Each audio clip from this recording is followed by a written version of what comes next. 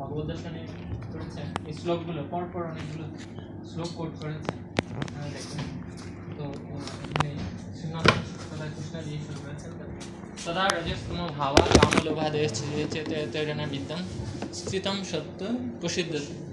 তো এখানে যে প্রক্রিয়াটা প্রপাত দেখিয়েছেন যে শ্রবণের মাধ্যমে কিভাবে আমাদের পারমার্থিক উন্নতি সাধন হচ্ছে এবং আমরা কিভাবে ধাপে ধাপে প্রকৃতির তিনটি গুণ সত্য, রজ এবং তম, এই তিন গুণের প্রভাব থেকে কিভাবে আমরা ক্রমোন্নতি লাভ করতে পারি সেই প্রসঙ্গে প্রপাত বিস্তারিতভাবে এই শ্লোকগুলোর উপরে গুরুত্ব আরোপ করেছেন। এবং এর আগের যে শ্লোকটা রয়েছে শুশ্রূষু শ্রদ্ধা দানেশ বাসুদেব কথা রুচি সেন্মহৎ সেবয়া বিপ্র পুণ্যতীর্থ নিষেবন, আমি অনুবাদটা বলছি না। তো এখান থেকে আমরা কি শিক্ষা, কীভাবে আমাদের শ্রবণের প্রতি আগ্রহ জন্মাবে, আপনাদের কারো অনুভূতি ব্যক্ত করতে পারেন, কিভাবে আমাদের ভগবানের কথা শ্রবণের রুচি আসতে পারে। আপনারা নিয়মিত শ্রবণ করছেন, করছেন, এইটা থেকে আপনারা কি উপলব্ধি করতে পারছেন যে কিভাবে আমাদের ভগবানের কথা শ্রবণের রুচি আসতে পারে? ভক্ত সঙ্গে ভাগবত পাঠ করলে, আর কারো ভগবানের সেবা করার মাধ্যমে, আর কারো অনুভূতি আছে? ভক্ত সেবার মাধ্যমে, আর কেউ বলবেন?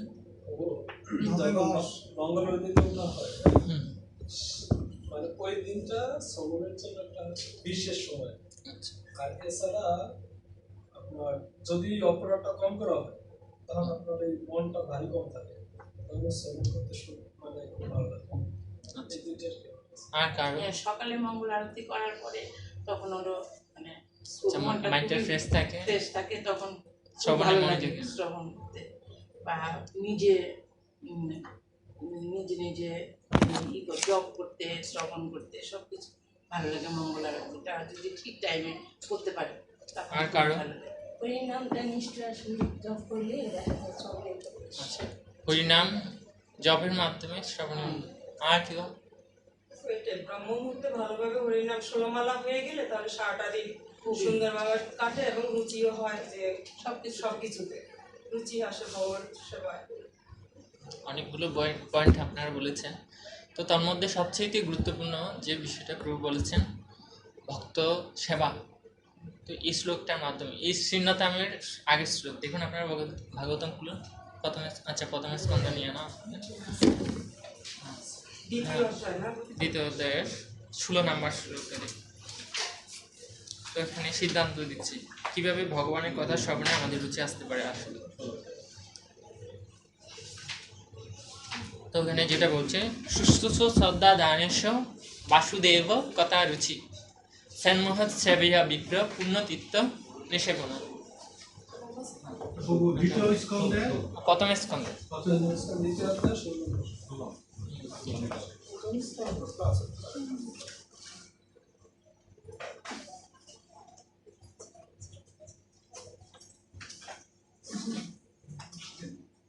দিয়েছেন।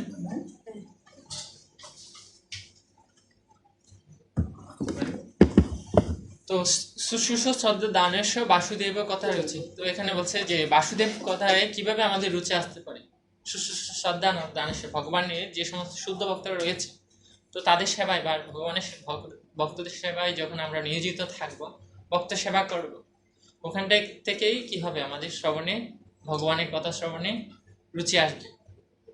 এটা হচ্ছে মূল সিদ্ধান্ত। তো এভাবে যখন ভগবানের ভক্তের সেবা করবো এবং তো ভগবানের কথায় শ্রবণে রুচি আসবে এবং রুচির ফলে কি হবে, আসক্তি জন্মাবে, শ্রদ্ধা। প্রথমে হচ্ছে আমাদের শ্রবণটা দিয়ে শুরু হয়েছে ভক্তির। আমরা যদি সব কিছু চিন্তা করি, সর্বোপরি আমাদের শ্রবণ ব্যতীত আমরা কিছু দেখতে পারি। আমরা মূল শুরুটাই হচ্ছে ভক্তির শ্রবণ, এবং ভগবদ্গীতায় ভগবান সে বিষয়টাই বলছে মজ্জা বিশ্ব মনসিক্ত, যে ভগবানের যে বীর্যবোধী কথা, এটা শ্রবণ করার মাধ্যমে কি হচ্ছে আমাদের ভগবানের কথায় রুচি আসতে আসছে। আর এই রুচিটা আমরা কিভাবে বর্ধিত করতে পারি, যখন ভগবানের ভক্তদের সেবায় নিয়োজিত হব। তো এইভাবে ভগবানের সেবায় নিয়োজিত হওয়ার ফলে তাদের কৃপার প্রভাবে আমরা কি করতে পারি, ভগবানের সে কথাগুলো রুচি বৃদ্ধি করতে পারি, এবং সেটার প্রতি যখন আকর্ষণ বৃদ্ধি হবে তখনই আমাদের হৃদয়ের অভ্যন্তর থেকে সেই কামক্রোধ লোভ মোহগুলো দূরীভূত হবে। তো এখানে কেন আমাদের পাঠ্য ভক্ত সঙ্গে লক্ষ্য এবং উদ্দেশ্য পয়েন্টে ভাগ করা হয়েছে। কেন পাঠ শ্রবণ করতে হবে?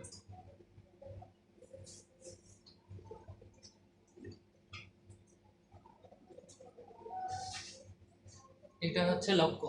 4টা পয়েন্ট দেওয়া হয়েছে কেন পাঠ শ্রবণ করতে হবে। শ্রবণের বিষয়ে কি হওয়া উচিত, পাঠ শ্রবণের মাধ্যমে ক্রমোন্নতি সাধন, এবং কিভাবে আমাদের কৃষ্ণ কথা শ্রবণের রুচি আসবে।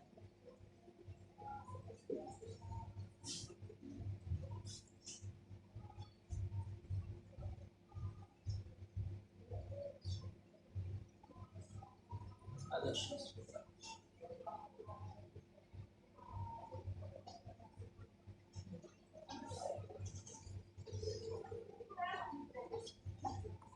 আচ্ছা, এখন তো রুচি আসলো, সাপোজ আপনারা নিয়মিতভাবে শ্রবণ করছেন উত্তম ভাগবত সেবা, তো এই যে ভাগবত শ্রবণ করছেন, শ্রবণ করে আমাদের কি কোনো পরিবর্তন হচ্ছে শ্রবণের মাধ্যমে? কোনো শ্রবণ অনেক রকম থাকতে পারে, হচ্ছে পারমার্থিক বিষয় শ্রবণ, আর হচ্ছে জড়জাগতিক যে কোনো বিষয়। তো এক্ষেত্রে কি আমাদের কোনো পরিবর্তন হয় শ্রবণের মাধ্যমে? ভালো হোক মন্দ হোক, কোনো পরিবর্তন? আচ্ছা, জড়জাগতিকটা বাদে দিলাম, যেহেতু আমরা ভক্ত সঙ্গে শ্রবণ করছি, তাহলে যখন ভক্ত সঙ্গে শ্রবণ করছি তখন আমাদের কি পরিবর্তন হচ্ছে? আপনারা নিয়মিতভাবে শ্রবণ করছেন বা আপনাদের উপলব্ধি শেয়ার করতে পারেন যে আপনার শ্রবণের মাধ্যমে আপনার কিছুটা পরিবর্তন হয়েছে, আপনি নিজে ফিল করছেন বিষয়টা। এটা হচ্ছে যে ভক্ত কথা ছাড়া ওই যে বিভিন্ন ভজনগুলি শুনলে আমাদের ভালো লাগে। আর ভজনের বাইরে যে যে ডিজে গানগুলি চলে এগুলো মানে কানে আসলে মানে একটা বিরক্তি ভাব লাগে। মানে মহিলারা বসে অন্য কথা আলোচনা করে, এই আলোচনাগুলিও ভালো লাগে না। এখানে যদি ভগবানের কথা হয় বা কোনো সামাজিকতা থাকে সেগুলি ভালো লাগে, এর বাইরে ভালো লাগে।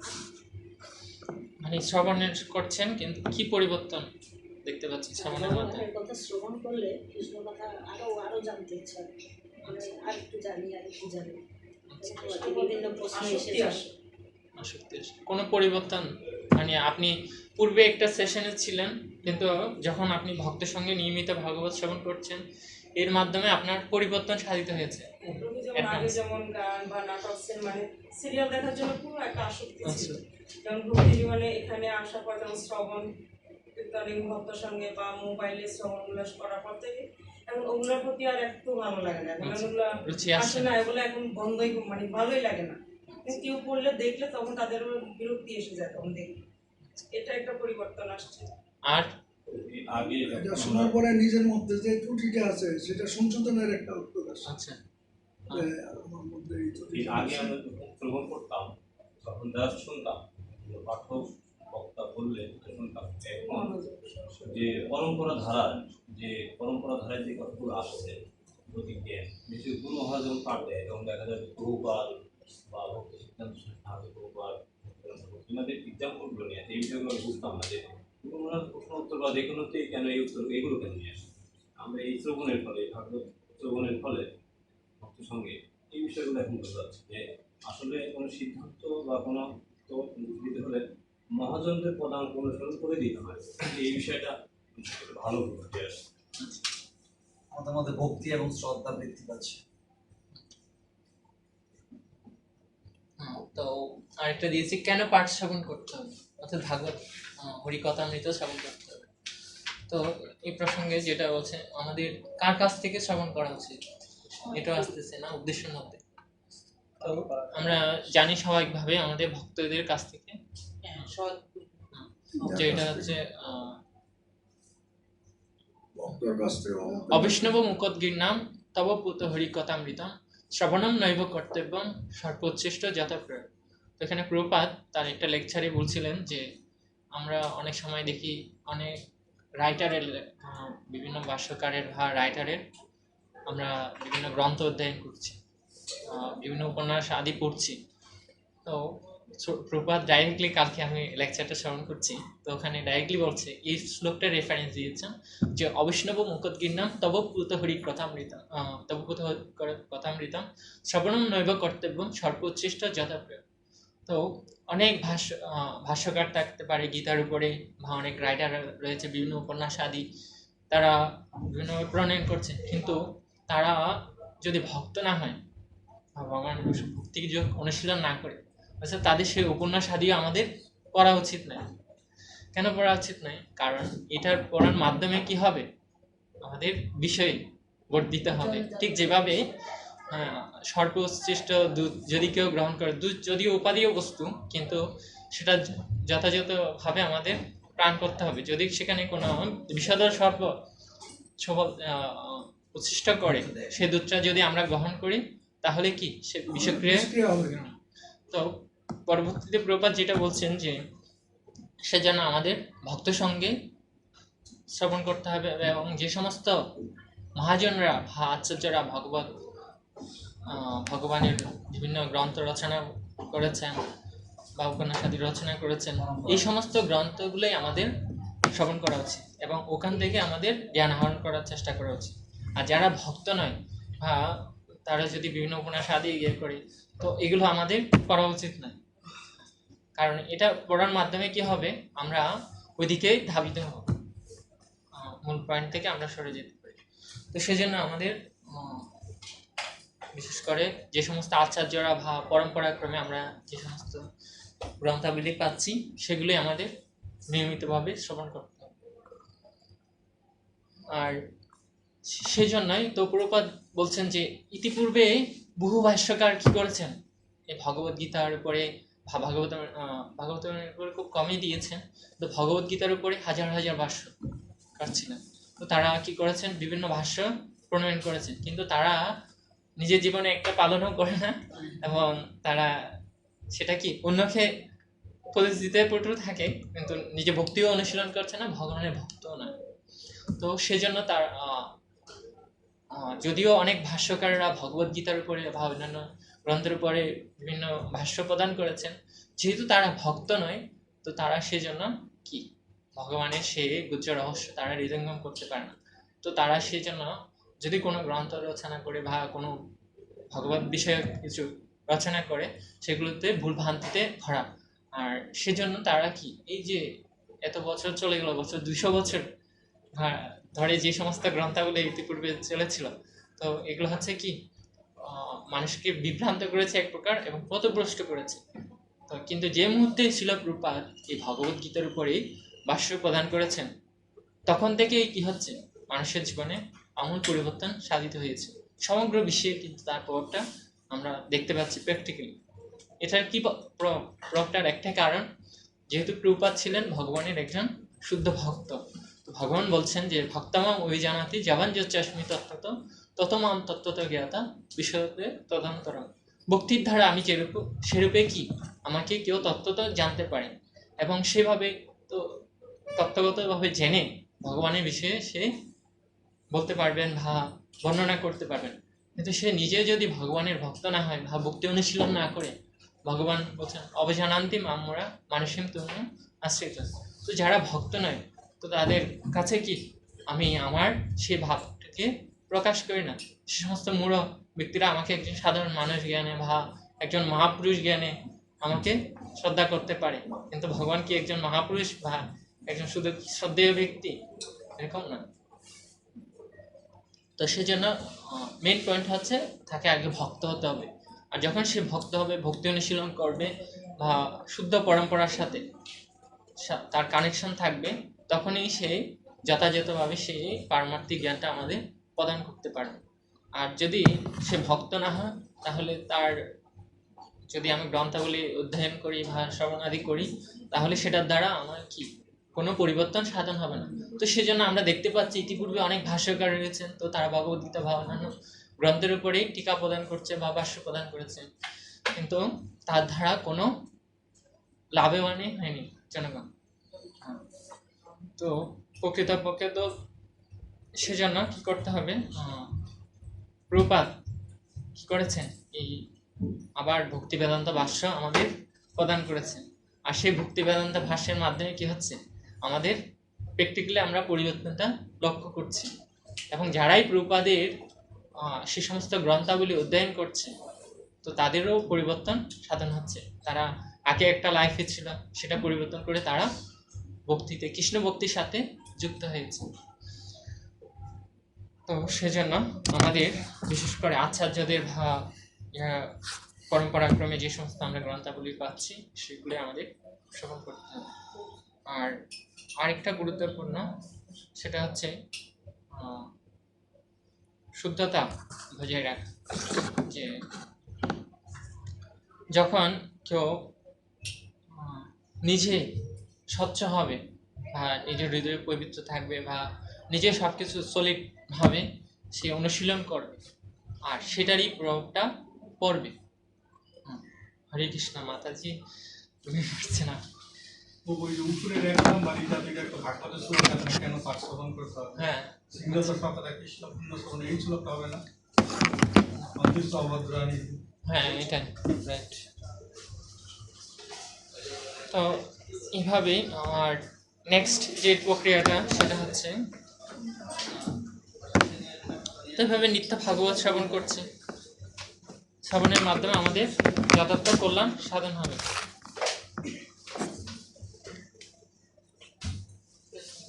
কেউ একজন পড়বেন? কেউ যখন ভগবানের সেবকদের সেবা করেন, তখন তার মধ্যে ভগবানের সেবকদের গুণগুলি প্রকাশিত হয় এবং তার ফলে তিনি ভগবানের মহিমা শ্রবণ করার যোগ্যতা অর্জন করেন। ভগবানের কথা শ্রবণ করার ঐকান্তিক আগ্রহ হচ্ছে ভগবত ধামে প্রবেশ করার সর্বপ্রথম যোগ্যতা। তো অনেক সময় আমরা দেখি যখন কেউ ভাগবত পাঠ দিচ্ছে, আমরা ব্যক্তি বিশেষ অনেক সময় বিচার করি, ঠিক আছে, এটা গুরুত্বপূর্ণ। তথাপি যখন একটা প্ল্যাটফর্মে ভাগবত পাঠটা হচ্ছে নিয়মিতভাবে, তো সেখানে আমাদের বিবেচনা করা উচিত নয় কে পাঠটা করছে, বা আমি ওনার সম্পর্কে, ওনার থেকে অনেক ভালো বিষয় জানি, বা তেমন ইগনোর করা। অর্থাৎ প্রভুপাদ দেখেছিলাম, প্রভুপাদ যতগুলো যে সমস্ত শিষ্য গড়ে তুলেছে, তো তাদেরকে প্র্যাকটিক্যালি উনি অনেক সময় ভাগবত পাঠে বসিয়ে দিয়েছে, এবং উনি কি শ্রোতা হিসেবে সেখানে রয়েছেন এবং নিত্য শ্রবণ করছে। এবং শুধু প্রভুপাদ নয়, আমাদের পরম্পরার অনেক আচার্যরা তারা কি করছেন, তো আমাদের মুখ্যত বিষয় এটাই যে সেখানে কি হচ্ছে, ভগবানের কথা গুণমহিমা কীর্তন হচ্ছে, ভাগবত কথামৃত হচ্ছে। তো এখানে আমাদের চিন্তা করা উচিত নয় যে না, আজকে মনে হয় একজন স্পেশাল একজন বক্তা আসছে, তাহলে আমি ওনার কাছ থেকে শ্রবণ করবো, তাহলে সেজন্য আমার যাওয়া উচিত। তো রেগুলার অনেক ওরকম পাঠ করে না, যে কোনো সেকশনের পাঠক থাকতে পারে। তো এরকম চিন্তাধারা আমাদের এই ক্যাটাগরি থেকে আমাদের সম্পূর্ণরূপে বেরিয়ে আসতে হবে। এটাই হচ্ছে কি, শ্রবণ করার ফার্স্ট যোগ্যতাটা হচ্ছে আমাদের ভগবত কথা শ্রবণ করতে হবে নিয়মিতভাবে।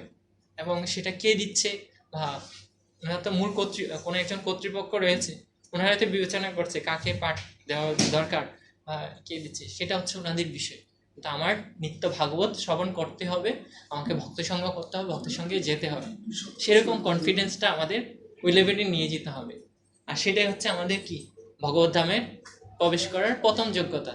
তার মানে আমি ভাবছি না যে না, আজকে অমুক একজন বক্তা এসেছে, সে অনেক ভালো লেকচার দেন বা অনেক কিছু ইয়ে করেন, এটা আমাদের দর্শনীয় বিষয় না। দর্শনীয় বিষয় হচ্ছে আমাদের নিত্য ভাগবত শ্রবণ করতে হবে, এবং ওখানে গেলে অন্ততপক্ষে আমাদের ভক্ত সঙ্গটা হবে, ভগবানের গুণমহিমা আমি শ্রবণ করতে পারবো, এবং ভাগবত কথামৃতে আমি শ্রবণ করবো। এর তো বেশি বাইরে আমরা যাচ্ছি না, না? তো সেই লক্ষ্য নিয়ে আমাদের এগোতে হবে। আর সেটা যদি আমাদের মধ্যে গড়ে ওঠে, শ্রবণের যে যোগ্যতাটা, যে আমাদেরকে নিত্য ভাগবত শ্রবণ করতে হবে, তাহলে কি হবে, আমাদের জন্য ভগবত ধামের দরজা উন্মোচিত হবে। আর যখন আমরা ব্যক্তি বিশেষ বিবেচনা করে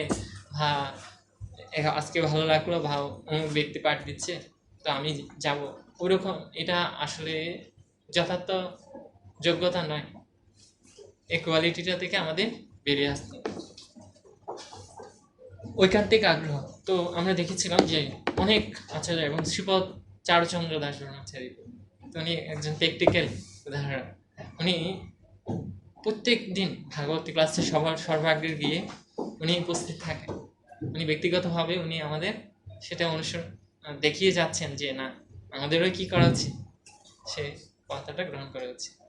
এবং আমি দেখিনি যতদিন উনি স্বামী ব্যাগে থাকেন, যতই ব্যস্ততা, অনেক সময় দেখা যায় প্রভু রাত্রে ঘুমাতে অনেক লেট হয়, তথাপি উনি স্বামী মতো মঙ্গল আরতি ভাগবত পাঠে উনি থাকবেনই মাসবি, যতই ব্যস্ত থাকুক কিন্তু উনি সময় মতো এটাতে প্রেজেন্ট রয়েছে।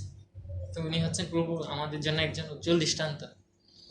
তো আমরা প্রভুকে অনুসরণ করতে পারি। গ্রুপ ওয়ার্ক দিতে চাচ্ছিলাম। তো আমাদের ক্লাসটা 1 ঘন্টার মধ্যে শেষ করতে হবে। আমার 10টা করে আরেকটা ক্লাস আছে, সেজন্য আপনারা বলেছেন, আপনাদের কথায় আমি সেজন্য এই বিষয়টা নিয়ে আলোচনায় সচেষ্ট হয়েছি। আপনারা একটা গ্রুপ ওয়ার্ক করবেন, বিশেষ করে 3টা গ্রুপ থাকবে। 3টা গ্রুপে আপনারা 3টা বিষয় নিয়ে নোট করবেন। পাঠ শ্রবণ করলে কি কি সুবিধা লাভ হবে এবং পাঠ শ্রবণ না করলে কি কি অসুবিধা হতে পারে, এবং শ্রবণের বিষয়বস্তু কি হওয়া উচিত। আমরা অনেক বিষয় শ্রবণ করি, কিন্তু আমাদের কি বিষয় শ্রবণ করা উচিত, কি বিষয়?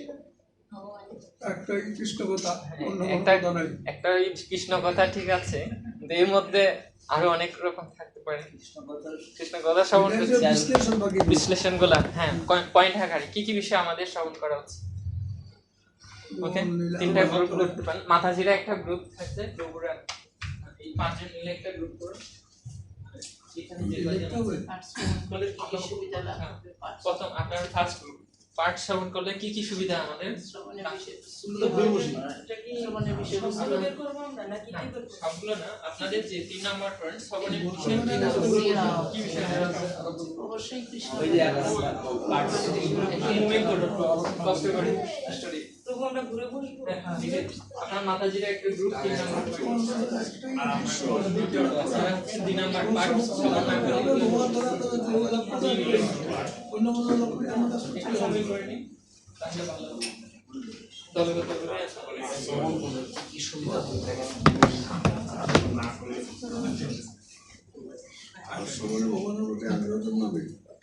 ঘুমিয়ে পড়েছে।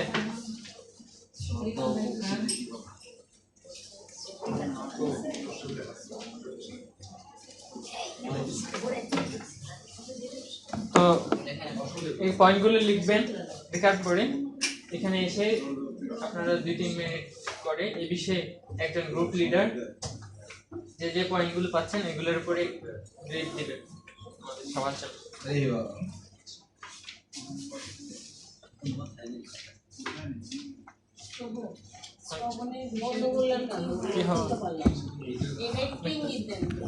শ্রবণের বিষয়বস্তু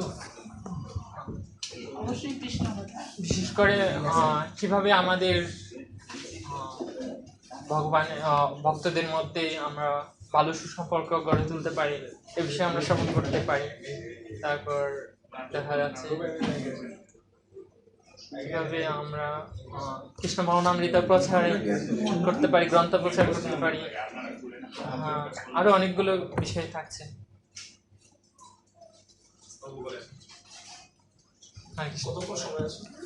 5 মিনিট আলোচনা করুন, পয়েন্টগুলো খুঁজে বের করুন। প্রত্যেকে একজনকে পয়েন্ট, একজনকে মূল একজন এখানে এসে ব্রিফ দিন। আমি 7 মিনিট দিচ্ছি।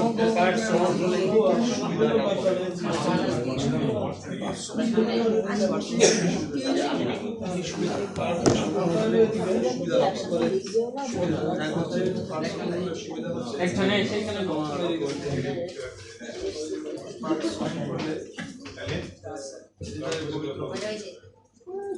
অবশ্য ভগবানের প্রতি প্রেমময় ভক্তি। শ্রবণের বিষয়গুলো কি হওয়া উচিত?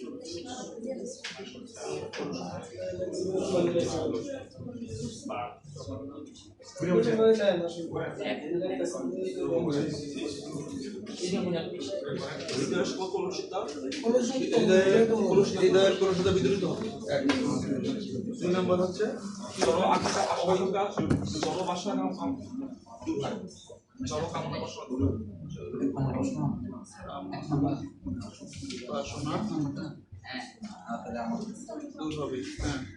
জীবনের সর্বোচ্চ স্তরে পরমুখ স্তর পরমুখ স্তর উন্নত হওয়া যায়।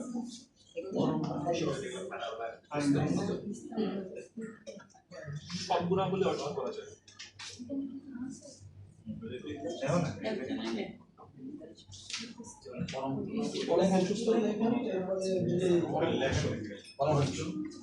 সব গুণাবলী অর্জন করা যায়।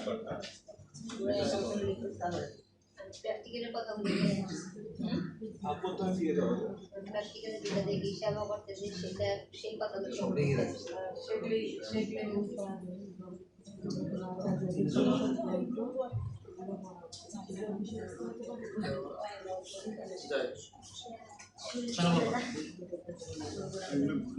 স্বীকৃতি অর্জন করা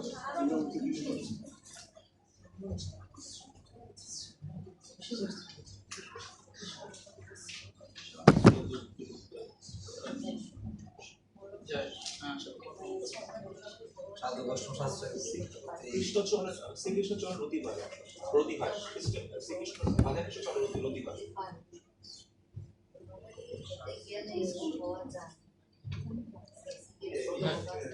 একজন লিডারকে দিন পয়েন্টগুলো, যাদের পয়েন্টগুলো আসতেছে মাথায়। ভগবান শ্রীকৃষ্ণের প্রীতি লাভ হয়।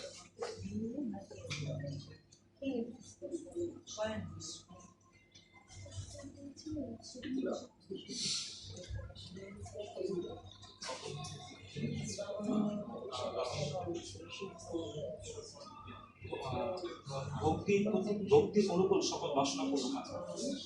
ভক্তি অনুকূল বা ভগবত সেবা অনুকূল সকল বাসনা পূর্ণ হয়। ভক্তি বা ভগবত সেবার অনুকূল সকল বাসনা পূর্ণ হয়।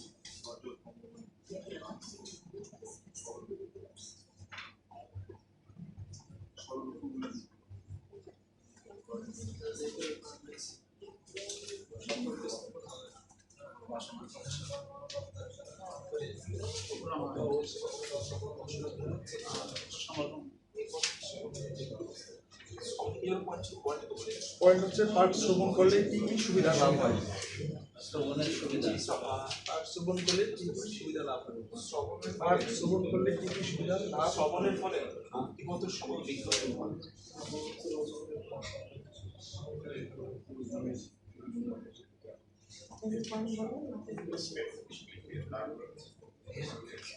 ভক্তিপত্রের সকল বিঘ্ন দূর হয়। বাধা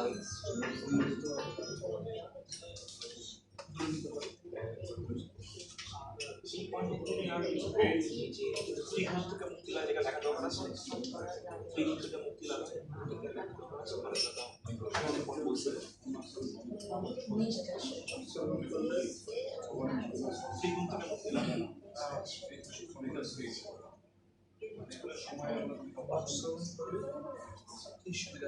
লাভ।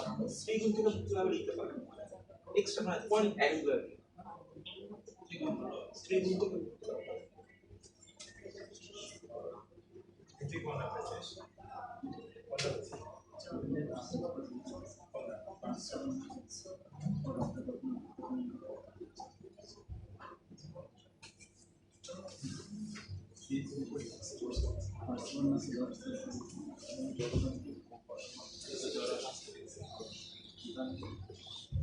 আচ্ছা 11 নম্বর 12 নম্বর জগতে ফিরে আসতে হয় না।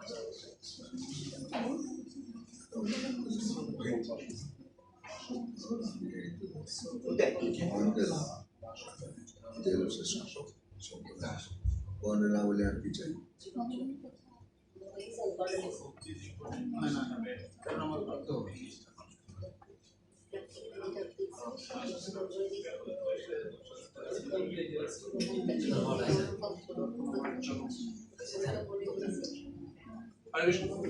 রেডি? আর 1 মিনিট সময় আছে।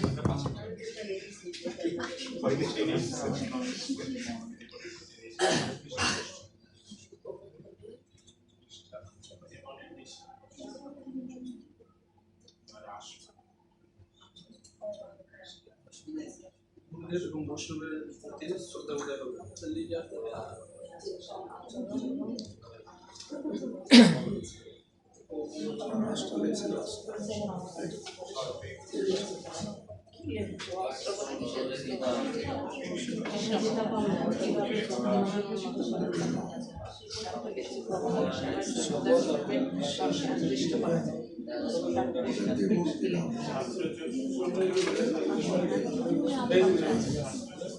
হরে কৃষ্ণ।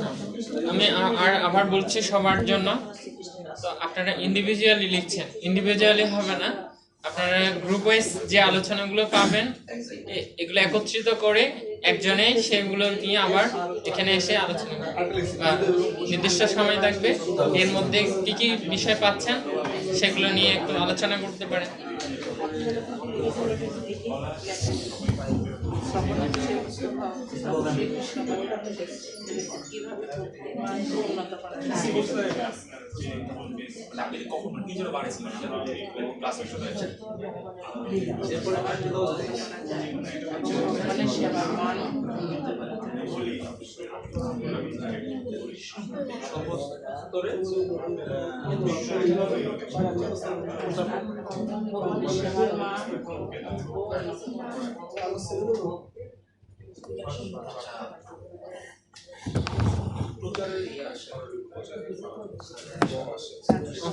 ধন্যবাদ।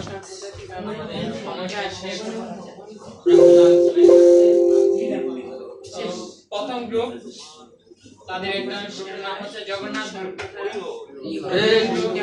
যারা আছেন বলেন, মাতাজিদের গ্রুপ। জগন্নাথ গ্রুপে যারা যারা আছে তাদের নির্দিষ্ট করা যায় যাবেন। আমি আহ্বান করছি এখানে এসে সবার উদ্দেশ্যে কি কি পয়েন্ট জেনেছেন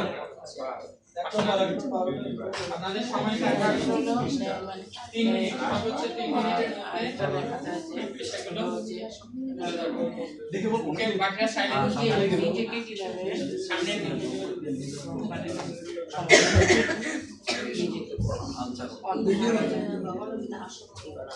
হরে কৃষ্ণ। ভক্তবৃন্দ সকলের চরণে প্রণাম, কৃষ্ণপতি শুভেচ্ছা। আজ রাধারমণপুর কৃপায় এখানে এসে আমরা যে একটা অনেক শ্রবণ সম্পর্কে যে গুরুত্বপূর্ণ বিষয় আমরা শ্রবণ করলাম, এটা থেকে আসলে আমার বর্তমানের পরিপ্রেক্ষিতে যে পয়েন্টগুলো আমরা পেয়েছি, আমাদের বিষয় ছিল পাঠ শ্রবণ করলে কি সুবিধা লাভ হয়। এর ভিতরে 1 নম্বর পয়েন্ট ছিল হৃদয়ের কলুষতা বিদূরিত হয়। 2 নম্বর পয়েন্ট ছিল জড় কামনা বাসনা দূরীভূত হয়। 3 নম্বর পয়েন্ট জীবনে পরমাংশ স্তরে উন্নত হওয়া যায়। 4 নম্বর পয়েন্ট সৎ গুণাবলী অর্জন করা সম্ভব। 5 নম্বর ভগবত ধামে ফিরে যাওয়া পথ সুগম হয়। 6 নম্বর পয়েন্ট সুকৃতি অর্জন করা যায়। 7 নম্বর শ্রী শ্রী রাধা কৃষ্ণের চরণের রতি উদয় হয়। 8 নম্বর পয়েন্ট ভগবান শ্রীকৃষ্ণের প্রীতি লাভ হয়। 9 নম্বর পয়েন্ট ভক্তের অনুকূল বা ভগবতের সেবার অনুকূলের সকল বাসনার পূরণ হয়। 10 নম্বর পয়েন্ট শ্রবণের ফলে ভক্তির পথের সকল বাধা বিঘ্ন বিদূরিত হয়। 11 নম্বর পয়েন্ট ত্রিগুণ থেকে মুক্তি লাভ হয়। 12 নম্বর পয়েন্ট জড়জগতে ফিরে আসতে হয় না। 13 নম্বর পয়েন্ট গুরুদেব এবং বৈষ্ণবের প্রতি শুদ্ধ ভক্তির উদয় হয়। 14 নম্বর পয়েন্ট শ্রবণ করার ফলে সঠিকভাবে ভক্তদের কাছে আমাদের কৃষ্ণ কথা এবং প্রভুপাদের সেই আদর্শ, সেই বাণী সমাজের কাছে ফুটিয়ে তোলা যায়। এভাবে আমরা যদি শ্রবণ করি তাহলে আমরা সঠিকভাবে সর্বস্তরে প্রচার করতে পারবো।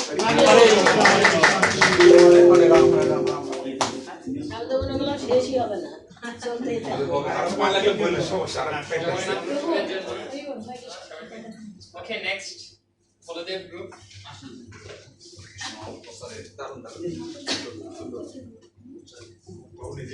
প্রভু হরে কৃষ্ণ, জয় গুরু মহারাজ কি জয়, প্রপাত কি। যে আজকের আমাদের যে বিষয়টা হচ্ছে যে শ্রবণ না করলে কি অসুবিধা হয়, শ্রবণ না করলে গুরুত্বটা কি, বা শ্রবণ করলে কি সমস্যাটা। যে প্রথম সমস্যাটা হচ্ছে যে জড়াসক্তি বৃদ্ধি পায়, শ্রদ্ধা ভক্তি নষ্ট হয়, তারপরে জড় জাগতিক ভোগবাসনার আসক্তি বৃদ্ধি পায় এবং ভক্তি জীবনে নিষ্ঠা হ্রাস পায়। এবং যে এই যে এগুলো নষ্ট হয়, তারপরে আরেকটা জিনিস হচ্ছে যে আমাদের যে ভক্তি জীবনে প্রবেশ করার প্রথম যে সেটা হচ্ছে কি, সেটা হচ্ছে শ্রবণ। শ্রবণ না করলে প্রপাত উল্লেখে কখনোই আমরা ভক্তি জীবনে আসতে পারবো না। কারণ আমরা শ্রবণ করলে কি হবে, কীর্তন আসবে, আর কীর্তন করলে কি হবে, স্মরণ আসবে। সর্বদাই যে কৃষ্ণ ভাবনা, সেটা কিন্তু শ্রবণ না করলে আসবে না। শ্রবণটা অত্যন্ত গুরুত্বপূর্ণ। তা ভাগবতমের বলা হয়েছে যে কি, যে এই যে যে যে সিন্নত শ্রদ্ধা নিত্যম বিনত সৎসং কাল নদী ভগবান বিশুদ্ধরীতি, যারা নিয়মিতভাবে শ্রদ্ধাপূর্বক শ্রবণ করে তাদের হৃদয় কি পরমেশ্বর ভগবান শ্রীকৃষ্ণ অচিরেই প্রকাশিত হবে। যদি আমরা শ্রবণ না করি তাহলে কি ভগবান কখনই প্রকাশিত হবে না। আর বলছে যে যে ভাগবতে যে এই শ্রবণ আমাদের এই যে যে হৃদয়টা কাম ক্রোধ লোভ মোহ এটা কি পরিপূর্ণ ভরা। ঠিক যেমন আমাদের বাবুবাজারের নিচে কদ্দমক্ত জলাশয় আছেন, আপনারা দেখেছেন সবাই যখন আসেন, আমাদের সকলের হৃদয়টা, আপনাদের আমার হৃদয়টা বলছি যে আমাদের হৃদয়টা ঠিক এরকম। তা কি হবে, এই যে জলটা ফিল্টারিং হয় কখন, যখন এই যে বর্ষা আসে, তাই না, শরৎ ঋতুতে। যখন শরৎ ঋতু আসে আবার কিন্তু স্বাভাবিক সেই গন্ধ ভালো হয়ে যায়, সব খুব সুন্দর জল আসে, সেটা আমরা ঢাকার থেকে আমরা বুঝতে পারি। তখন এটা কিভাবে আসবে আমাদের হৃদয়ে, কাম ক্রোধ লোভ মোহ মৌসর্য এভাবে কিভাবে দূর হবে, এই শ্রবণ করার মাধ্যমে। কি শ্রবণ করা, এই ভাগ্য শ্রবণ করা। ঠিক যেমন এই যে বর্ষা আসতে আছে, দেখো দেখো বাবুবাজারের গন্ধ নাই, আর অন্য সময় কি প্রচুর গন্ধ না। তা আমাদের জীবনটা আমরা কি শ্রবণ করতে করতে আমরা কিন্তু অনেকটা গন্ধ থেকে দূরত্ব হয়েছি। আমাদের আগের জীবন আর বর্তমান জীবন কি পার্থক্য আছে না? পার্থক্য অবশ্যই আছে। এ কিসের মাধ্যমে আসছে, কোন ভক্তের মুখ থেকে, শুদ্ধের মুখ থেকে সঠিক কথা শ্রবণে। আর যারা শ্রবণ করে নেই তারা ওই বাবু বাজারে কদ্দমক্ত জলে রয়ে গেছে।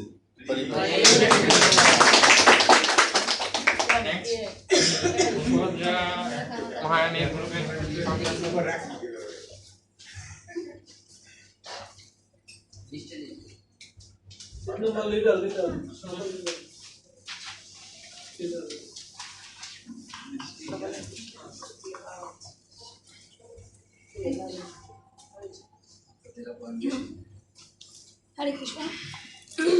আমাদের এই বিষয়টা ছিল হচ্ছে শ্রবণের বিষয়বস্তু কি হওয়া উচিত। তো শ্রবণের বিষয়বস্তু হওয়া উচিত মূলত তো কৃষ্ণ কেন্দ্রিক হওয়া উচিত। কৃষ্ণ কথা, ভগবানের দিব্য লীলাসমূহ, ভগবান আর ভক্তের দিব্য লীলাসমূহ হওয়া উচিত। তারপরে আমরা যেহেতু ভক্তি করছি, আমাদের ভক্তি জীবনে আমাদের কিভাবে থাকা, আমাদের কীভাবে আমরা ভালোভাবে ভক্তি করতে পারি, ভক্তদের সাথে কীভাবে আচরণ করা উচিত, আমরা কিভাবে আমাদের ভক্তি জীবনের যে সমস্যাগুলো দূর করতে পারি, এসবও শ্রবণের বিষয়বস্তু হতে পারে। হ্যাঁ হ্যাঁ লিখছে, হ্যাঁ সেগুলোই লিখছে যে কৃষ্ণ কথা হতে পারে। এক নম্বর হচ্ছে কৃষ্ণ কথা হতে পারে, ভগবান কৃষ্ণের লীলা দিব্য লীলা সমূহ, ভগবান ভক্তের দিব্য লীলা সমূহ, তাদের জীবনী, তাদের আচরণ তারপরে হচ্ছে শুদ্ধ ভক্তদের আমাদের পদাঙ্ক অনুসরণ করা উচিত শাস্ত্র অনুযায়ী, এগুলো নিয়ে আলোচনা করা উচিত। তারপরে হচ্ছে ভগবানের সেবাগুলো আমরা কিভাবে করতে পারি সেগুলো শ্রবণের বিষয়। ভালোভাবে যে ভগবানের সেবাগুলো কিভাবে করতে পারি সেগুলো শ্রবণের বিষয়বস্তু হতে পারে। ভগবান আর ভক্তের দিব্য লীলাসমূহ সেগুলো আমরা শ্রবণের বিষয়বস্তু হতে পারে। তারপরে আমি তো বললামই যে ভক্তি জীবনে আমরা কিভাবে উন্নতি করতে পারি সেগুলো শ্রবণের বিষয়বস্তু হতে পারে। ভক্তি জীবনে যে সমস্যাগুলো সেগুলো কিভাবে দূর করতে পারি সেটা হতে পারে। আর সর্বোপরি হচ্ছে আমরা কিভাবে আমাদের গুরুদেবের আজ্ঞা পালন করতে পারি, গুরুদেবের পদাঙ্ক অনুসরণ করতে পারি, সেই জিনিসগুলো হচ্ছে শ্রবণের বিষয়বস্তু পারে। গুরুদেবের কথাটাও আসতে পারে, গুরুদেবের কথা, গুরুদেবের বিষয়ে কথা, গুরুদেবের লীলা, তারপরে হচ্ছে উনি যেগুলো আমাদের আদেশ উপদেশ দিচ্ছেন সেগুলো নিয়ে আমরা সেগুলো আমরা শ্রবণের বিষয়বস্তু হতে পারে। হরে কৃষ্ণ।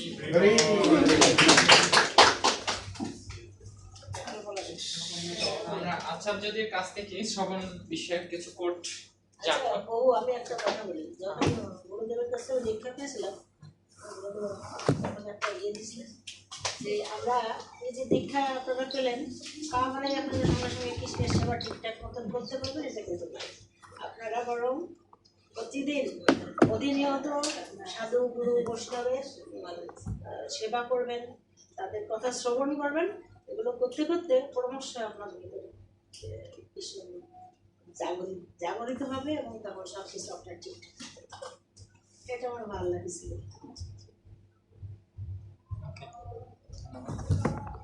নেক্সট কে একজন পড়ুন।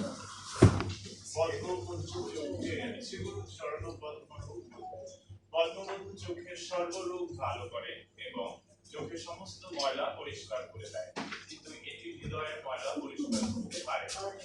যে বন্ধু শ্রী গুরুপাদ পদ্মবন্ধু হয় অক্ষন্তরে, যাকে বলা হয় শ্রী গুরু চরণ পদ্মবন্ধু, তাতে স্বতন্ত্র এবং অতি আশ্চর্যজনক বিশেষ গুণ তথা শক্তি নিহিত রয়েছে, যার চক্ষু ও হৃদয় এই উভয়ের ময়লা পরিষ্কার করে দেয়।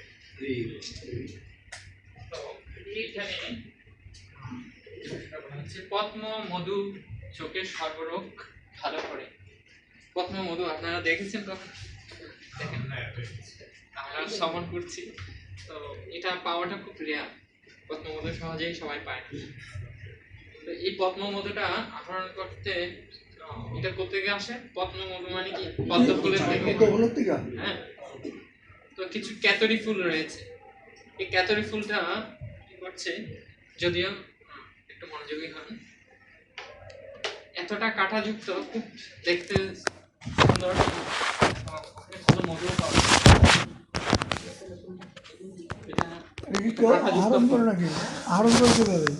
তো আমি বলছি, তো এটা কাঁটাযুক্ত একটা ফুল। কাঁটা মানে চারপাশে কাঁটা থাকবে, আর ওখানে প্রবেশ করে কি করছে, মৌমাছিরা মধু সংগ্রহ করবে।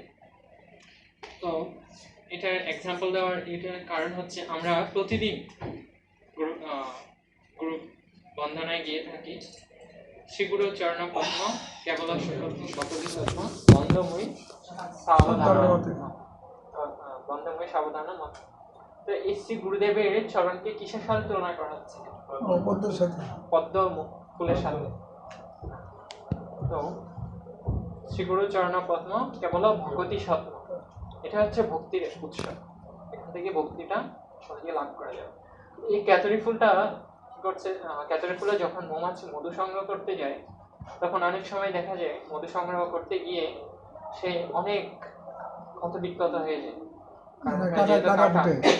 ভালো মধুও সে গ্রহণ করছে, কিন্তু করতে করতে করতে করতে যখন বের হয় অনেক ক্ষত বিক্ষত ছিঁড়ে যায়, শরীরে বিভিন্ন অংশ কাটা বিচ্ছিন্ন হয়ে পড়ে। তো এটা দেখে যখন আমরা কোনো একটা স্বাদ গ্রহণ করছি, তখন কি আমাদের ভালো লাগে না? কিন্তু যখন সেটা থেকে বের হয়ে যাচ্ছে, তখন আবার দুঃখ পাচ্ছি, তখন কি বিষাদগ্রস্ত হচ্ছি আমরা। তো এভাবে ঠিক আমরাও কি করছি, এরকম এই জড়জগতে এসে সেই মধু সংগ্রহ করছি, বিভিন্ন স্তর থেকে বিভিন্ন জনে কি সুখের অন্বেষণ করছি। আমরা প্রত্যেকে বিভিন্ন দিকে ধাবিত হচ্ছি, কি জন্য? সুখের লাগিয়া এই ঘর ভাদিবে অনেক পুড়েছে, কিন্তু আমরা কি করছি, অনবরত দুঃখই লাভ করছি। হ্যাঁ, প্রতিনিয়ত হয়তো মনে হচ্ছে যে না, এইটার ধারা ভাই এই কাজটা করলে আমি আরো ভালো থাকতে পারবো, আমার ভারী গাড়ি হবে, হ্যাঁ, আরো ছেলে মেয়েকে ভালোভাবে আমি পড়াশোনা করাতে পারবো, এরকম আমাদের প্রয়াস রয়েছে। তো এক পর্যায়ে দেখা যাচ্ছে যে না, লাভ হচ্ছে অনেক কিছুই, কিন্তু এটার মাধ্যমে আমাদের আবার ক্লেশও ভোগ করতে হচ্ছে। তো ঠিক এই ক্যাতরি ফুল থেকে মধু সংগ্রহ করে মৌমাছি যখন পদ্ম সরোবরে যায়, সেখান থেকে কি করছে, মধু সংগ্রহ করছে। আবার মধু সংগ্রহ না, তো এটা স্নিগ্ধতা রয়েছে ফুলের। তো এখানে যখন প্রবেশ করে পদ্ম ফুলে, তখন স্বাভাবিকভাবে সেই পদ্ম ফুলের স্নিগ্ধতার কারণে তার যে এতক্ষণ ধরে সে মধু আহরণ করতে গিয়ে যে ক্লেশটা সে ভোগ করছে, তখন তার সেই স্নিগ্ধতা হচ্ছে। যখন আমরা একটা আঘাত পাই, যখন কোনো একটা স্নিগ্ধতা বা হাওয়া দেওয়া হয় বা স্নিগ্ধতা প্রাপ্ত হয় তখন একটু উপশম হয় না? কি অনুভূতি হয় আপনাদের? একটু ব্যথাটা কম লাগে বা আস্তে আস্তে। তো এভাবে যখন মধু গ্রহণ করতে করতে যখন সে মধু আহরণ করে পদ্মফুল থেকে, আবার পদ্মফুল থেকে মধু আহরণ করছে, তখন কি হবে, তার ক্ষত বিক্ষতগুলো সেরে যাবে, তার যে ব্যথাটা কি পূর্ণরূপে নিরাময় হবে। এখানে যে পদ্ম মধুর এক্সাম্পল দেওয়া হয়েছে, তো এটা একটা এমন একটা পাওয়ারফুল মধু। তো স্বাভাবিকভাবে অনেকে দেখা যায় চোখে ছানি পড়ে ভালো দেখতে পায় না, ঝাপসা দেখি। তো যখন সে এই পদ্ম ফুলের মধুটা ইউজ করবে তখন তার সেই ছানি পড়া নষ্ট হয়ে যাবে এবং সে একদম আগের তুলনায়, আগে যেভাবে দেখতে পেতেন তার তুলনায় একদম স্পষ্ট সে সবকিছু স্বচ্ছতার সহিত দেখতে পাবে। তো ঠিক এখানে যে আচার্যরা এই উদাহরণটার মাধ্যমে বলতে যাচ্ছে, ঠিক শ্রী গুরু চরণের পদ্মরূপ মধুটো একই রকম। আমরা যখন শ্রী গুরুদেবের চরণে আত্মসমর্পণ করব এবং তার নিকট থেকে হরিকথা শ্রবণ করব, তখনই কি হবে, আমরা শ্রী গুরুদেবের চরণে আত্মসমর্পণের ফলে এবং তার কাছ থেকে হরিকথা শ্রবণের মাধ্যমে আমাদের এই খবরও নিরাময় হবে। যে আমরা প্রতিনিয়ত ক্লেশ ভোগ করছি, সংসার দাবানল ভোগ করছি, সেই সংসার দাবানল থেকে আমরা নিবৃত্তি পেতে পারবো কিভাবে? এই শ্রবণ করার মাধ্যমে। এটার মাধ্যমে আমাদের কি হবে, সেই ভবরোগটা নিরাময় হবে। তো আপনারা দেখবেন এখানে আরো অনেক আছে, বিশেষ করে এই গুরু বন্দনাটা গিয়েছেন কে? নরোত্তম দাস ঠাকুর। এটা হয়তো আমরা পড়ি, প্রতিনিয়ত কীর্তন করছি, তো যদি আমরা একটু সূক্ষ্মভাবে সে প্রার্থনাটা বিবেচনা করি যে আসলে আচার্যরা এই বিষয়গুলো দিয়েছে যে গুরু মুখ পদ্মবাক্য চিত্তেতে করি অঙ্ক আর না করি হোক মনে আশা। এগুলো আমাদের ব্যক্তিগত জীবনের জন্য কি প্র্যাকটিক্যালি আমরা সেগুলো ওনারা পদের মাধ্যমে বলে গেছেন, আমরা বাস্তবিক জীবনে দেখতে পাচ্ছি। আর সেটা যদি আমরা যথাযথভাবে অনুসরণ করতে পারি, সেটার দ্বারাই কি হবে, আমাদের অবরোধটা নিরাময় হবে। আর যদি আমরা আমাদের মতো করে চিন্তা করি তাহলে কখনো সেটা সম্ভব হবে না। সেজন্য আমাদের শ্রী গুরুদেবের চরণে আত্মসমর্পণ করতে হবে এবং তার কাছ থেকে এবং ভগবানের শুদ্ধ ভক্তের কাছ থেকে আমাদের এই হরিকথা শ্রবণ করতে হবে। গুরুদেবের বাক্যটাও কি পদ্মের সাথে তুলনা করা যায়? গুরুদেবের বাক্য না, গুরুদেবের পরিচিত বাণী, এটাই আহরণ করছে। এটার মাধ্যমে যখন আমরা দেখা যায় আমাদের ব্যক্তিগতভাবে আমরা অনেক সময় দেখি যে অনেকভাবে আমরা বিষাদগ্রস্ত হই, যখন আমরা ভক্ত সঙ্গ করি বা তাদের কাছ থেকে হরিকথা শ্রবণের সুযোগ পাই, তখন কি হয়, আমার যে বেদনা বা যন্ত্রণা সেটা কি হয়, আমাদের লাঘব হয় নাকি? অনেক লাঘব হয়, সম্পূর্ণরূপে আমরা সেটা থেকে মুক্ত হতে পারি। এবং তখন কি আগে যে বিষাদগ্রস্ত, তখন কি হয়, আমরা যে পরিস্থিতি থাকি না কেন আমরা সেটাকে খাপ নিতে পারি এবং আমাদের কি ভক্তি জীবন থেকে আর পদচ্যুত হওয়ার কোনো সুযোগ থাকে না। এটা হচ্ছে শ্রীমৎ গৌর গোবিন্দ স্বামী মহারাজ শ্রবণ বিষয়টা নিয়ে বলছেন। কে একজন পড়ুন। শ্রবণ ও কীর্তন। গুরুদেবের শ্রীমুখ থেকে হরিকথা শ্রবণ করাই শিষ্যের মুখ্য কর্তব্য। গুরুদেব যখন আদেশ করেন, যাও সর্বত্র হরিকথা প্রচার করো, তখন শিষ্য বাহিরে গিয়ে তথা পরিব্রাজক রূপে সর্বত্র প্রচার করেন। কি প্রচার করেন? যা তিনি তার গুরুদেবের শ্রীমুখ থেকে শ্রবণ করেছেন, তাই তিনি পুনরাবৃত্তি করেন। তাকেই বলা হয় কীর্তন। পক্ষান্তরে বলা যায় যে কীর্তনের অপর নাম হচ্ছে শ্রবণ। শ্রীমৎ গৌর গোবিন্দ স্বামী মহারাজ। শ্রবণ কীর্তন এই দুইটা প্রসঙ্গই কি একটা আরেকটার সাথে ওতপ্রোতভাবে যুক্ত রয়েছে। তো আমরা যদি যথাযথভাবে যথাযথ ব্যক্তির কাছ থেকে শ্রবণ করতে পারি, তাহলে কি হবে, আমরা যথাযথভাবে সেটা অন্যের কাছে মেসেজটা পৌঁছাতে পারবো। আর যদি আমাদের শ্রবণটা ভালো না হয়, যথাযথ ব্যক্তির কাছ থেকে আমরা শ্রবণ করতে না পারি, তাহলে কি হবে, আমাদের নিজেরও কল্যাণ হবে না, আমরা যথাযথভাবে অন্যকে সেই মেসেজটা দিতে পারবো না। সেজন্য কি করতে হবে, আমাদের শ্রবণের ফার্স্ট যোগ্যতা হচ্ছে কীর্তন করতে হলে, আমরা ভগবানের গুণমহিমা কীর্তন করতে হলে আমাদের ফার্স্ট যোগ্যতা কি, শ্রবণ করতে হবে। যিনি প্রভুপাদ এটাই বলেছেন যে একজন যথার্থ শ্রোতা তখনই হতে পারে, যথার্থ ভক্তা যখন যথার্থ শ্রোতা হবে। আর যখন সে যথার্থ শ্রোতা হতে পারবে না বা শ্রবণ করার তার কোয়ালিটিটা থাকবে না, তাহলে সে আদর্শ বা যথার্থ বক্তা হতে পারবে না।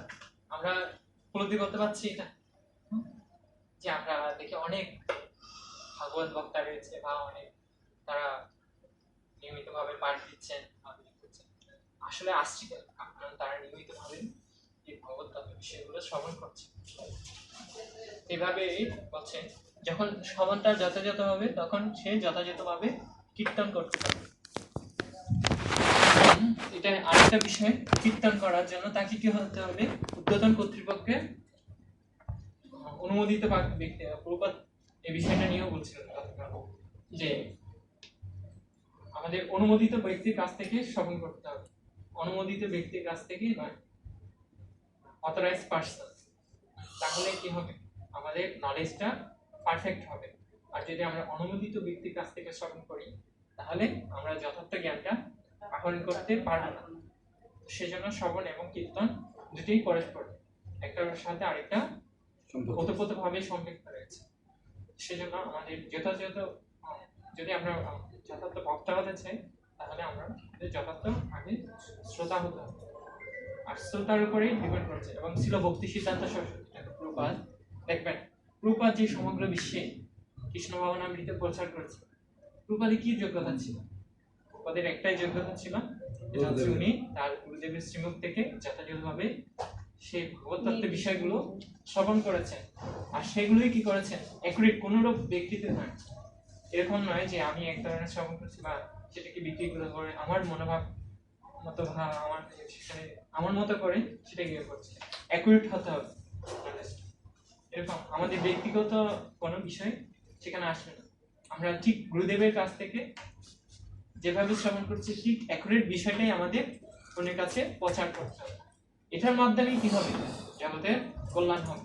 আর যদি আমাদের মতো করে মনোভাব নিয়ে বা নিজের ব্যক্তিগত ইয়ে করে মন গড়া কোনো বিষয় করি, সেটার দ্বারা জগতের যথার্থ কল্যাণ সাধন হবে না। আমি নিজেও কি কোনো বেনিফিট লাভ করতে পারবো না। তো সেজন্য আমাদের শ্রবণ করতে হবে, অনুমোদিত ব্যক্তির কাছ থেকে শ্রবণ করতে হবে এবং সেটা যেন আমরা গুরুত্ব সহকারে শ্রবণ করি। এরকম নয় যে আমি শ্রবণ করতে বসছি, হয়তো ফোন আসলো, একটা মেসেজ যে কে কি দিলাম দেখছি, এইটাই হয়। আসলে এই কারণেই কি আমরা গ্যাপিংটা ফেলে দিচ্ছি। আমরা করোনা লাভ করছি, করোনা লাভ করতে গিয়ে কি হচ্ছে? আমরা যথাযথভাবে সেই করোনাটা লাভ করতে পারছি, কারণ আমরা একনিষ্ঠ নই, ঐকান্তিক। একটা কথা উল্লেখ করেছি, দেখতে পেয়েছেন আপনারা? ওইখান থেকে মুক্তি লাভ। ঐকান্তিক মানে একনিষ্ঠ হতে হবে, যে না আমি শ্রবণ করছি, মানে আমার শ্রবণের প্রতি পূর্ণরূপে মনোনিবেশ হতে হবে।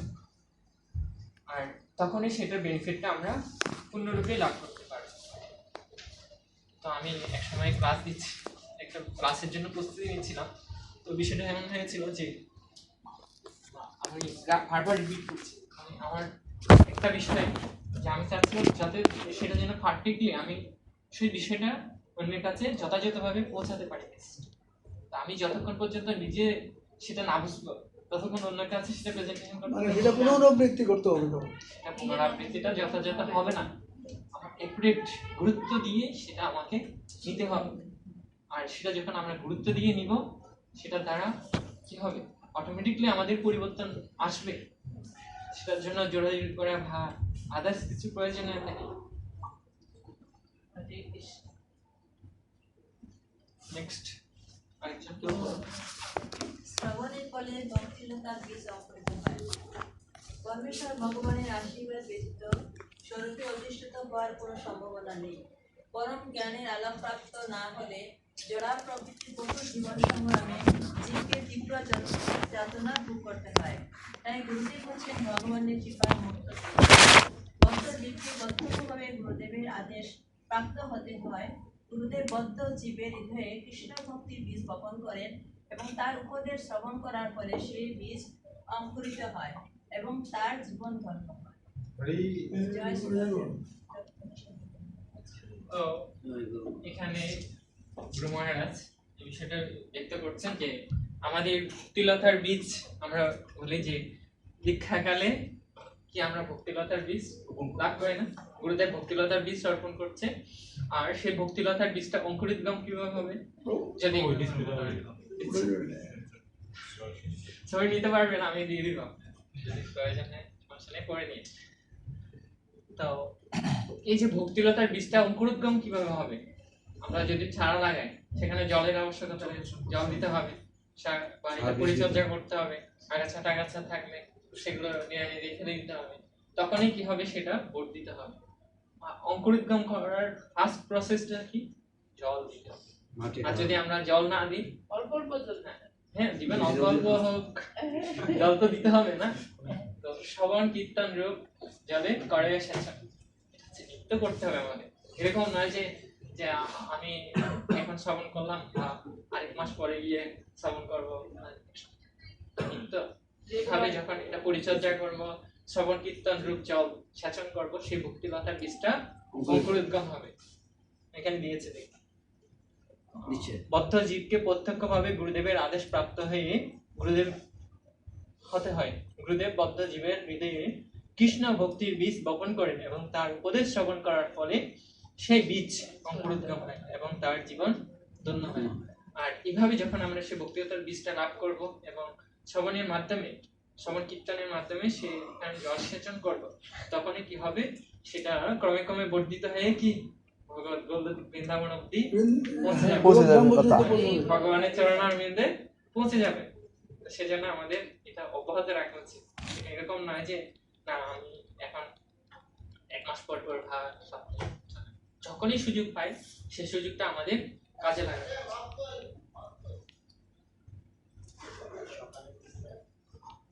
আর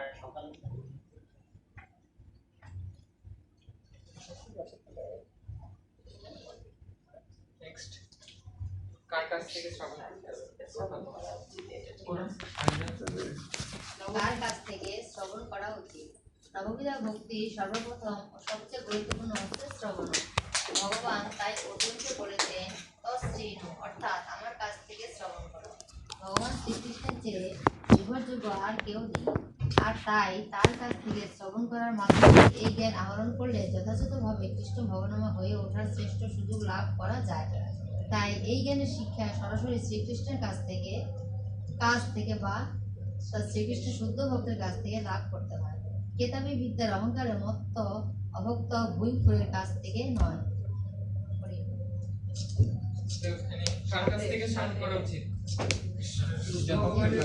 ভগবান হচ্ছেন আমাদের নির্ভরযোগ্য মাধ্যম, ভগবানের কাছ থেকে।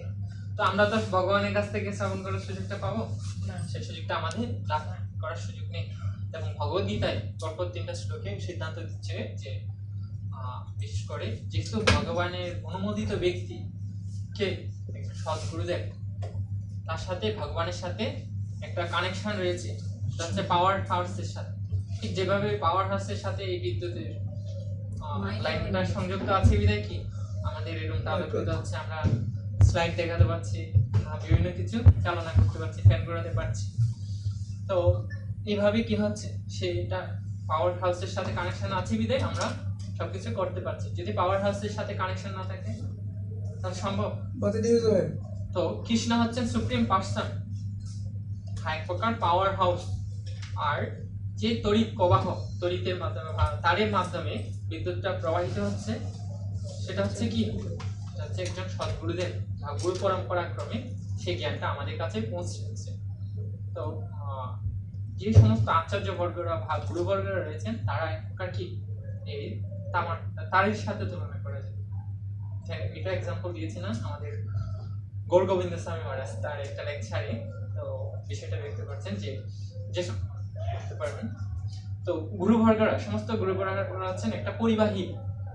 তো তারা কি করছেন, সেই কৃষ্ণের কাছ থেকে প্রাপ্ত সেই জ্ঞানটাই আমাদের যথাযথভাবে গুরু পরম্পরা ক্রমে পৌঁছে দিচ্ছে। যদি কারোর সাথে পাওয়ার হাউসে কানেকশন না থাকে তাহলে বিদ্যুৎ পাবনা, ঠিক তদ্রূপ কৃষ্ণের সাথে যদি গুরু পরম্পরা বা গুরুদেবের সম্পর্ক না থাকে তাহলে আমরা সেই যথাযথ জ্ঞানটা লাভ করতে পারবো না, আমরা বিভ্রান্ত হব, পথভ্রষ্ট।